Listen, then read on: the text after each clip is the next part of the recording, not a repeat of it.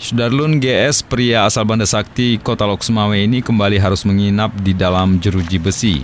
Padahal baru 2 bulan lalu bebas dari kurungan penjara lewat program asimilasi COVID-19. GS yang sebelumnya dihukum karena kasus narkoba kembali melanggar hukum dengan menjadi tersangka pencurian. GS ditangkap polisi bersama rekannya SM yang juga mantan napi kasus pencurian sepeda motor, lantaran membobol kedai milik warga.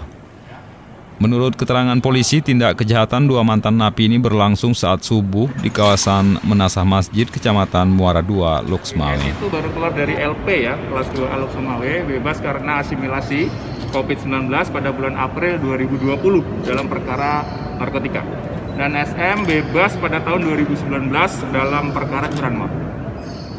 Untuk kronologis penangkapan mungkin Pak bisa dijelaskan? Baik, setelah anggota atau personel menerima informasi ataupun warga yang korban ini melaporkan ke SPKT, ya, dalam waktu kurang dari 1 kali 24 jam, ya, ini kurang lebih hanya 8 jam saja setelah menerima laporan, tim Resmob, ya, Satreskrim Polres Lok Sumawe berhasil mengidentifikasi ya pelaku dan langsung melakukan penangkapan terhadap pelaku GS ya dan SM di terminal ya, di terminal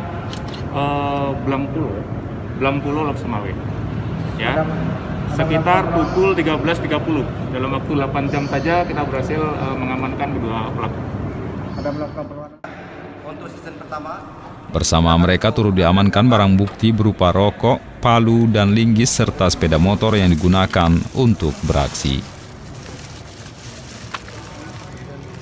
Dari Lok Sumawe, Saiful Bahri, Serambi On TV.